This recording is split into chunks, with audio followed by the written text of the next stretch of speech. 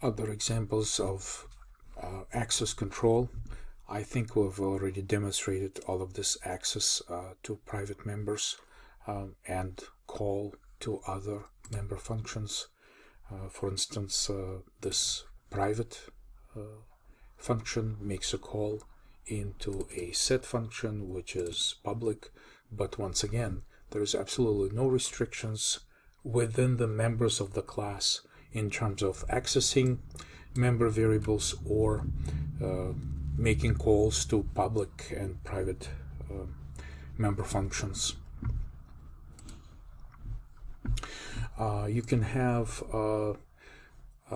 either classes or structures. Structures are originating in C programming language and classes are added by C++.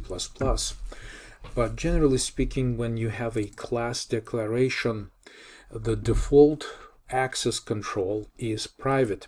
So technically speaking, this is not necessary. It's excessive to use this private label and it should be taken out. However, if this was declared as a struct, which is very similar organization to a class, there are few differences, and one of them is that the structure default access is public. So if you had a struct and you wanted to hide these member variables, you'd have to use this label. I'm not going to spend a lot of time talking about structures because we're primarily focusing on classes in this part of our presentation. So I'll just change this class to point and remove the private label right here because the default access to the class is private anyways. So common practices: tag access control by public and private in your classes as you see fit, and the use of structures usually in C++, unlike in C, is to create data structures which do not have any operations. So you just want to define a certain data structure like point and use only its member variables without any kind of member functions. Then your choice should definitely be a struct, because the only way to access member variables to a struct in that case without any member functions would be to use them directly, and inside the struct the access to the data members will be public by default. So that's the rule. A few notes on general design guidelines. Encapsulation, like I told you before, is a good thing, and most likely you want to protect and make private everything that relates to the implementation of your class, and only part of the real interface that should be available to the clients of your class should be made public. So overall, encapsulation makes code more modular and supports abstraction, and that's an important thing in program design. Abstraction is actually simplification of interfaces to the concepts presented by our classes. Nobody wants to see a very long list of functions which they are not going to use.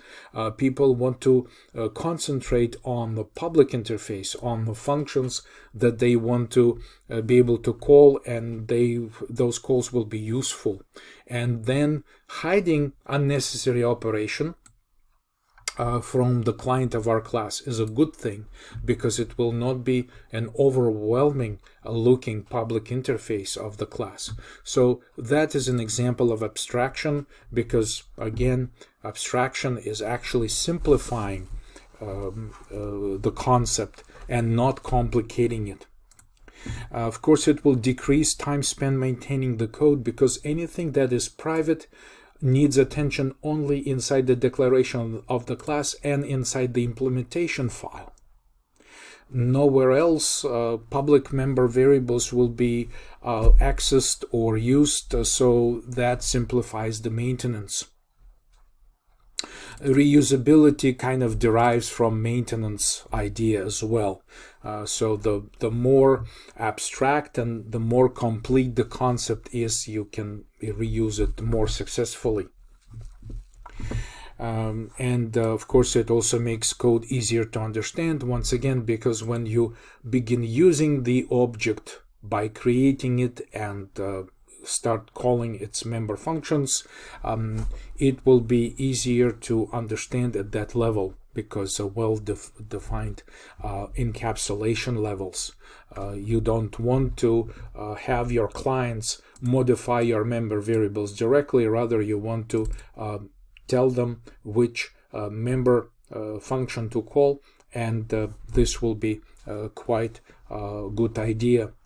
Now, one of the reasons, which is the very important reason, not to expose member variables directly to be changed by the client code, because some of the rules of your concept may change in the future, so that perhaps you want to be able to maintain your coordinates of your point within a certain area on your screen, for example.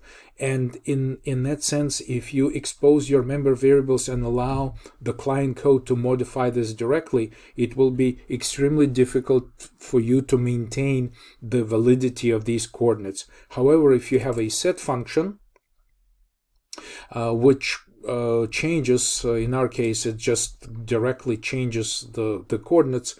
But in the future, if the business rule changes, we could add some validation here, and we can throw an exception if the new coordinates happen to be outside of the legal area, and we can do other actions. So that gives us much more power, much more control over the state of our object, because remember, we have to maintain a good state for the object at all times, and by making member variables public, this would be a really difficult proposition. So to cut it short, the rule is that all member variables of your classes should be made private.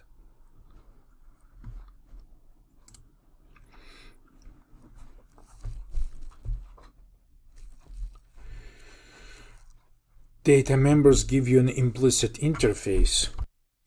In other words, any public data members instantly become part of an interface. You don't have to do anything. If those were declared public, they would be part of your interface. So we call this an implicit interface. Whether, of course, if you add an operation, then you have to decide whether it's public or private, and that's called an explicit interface.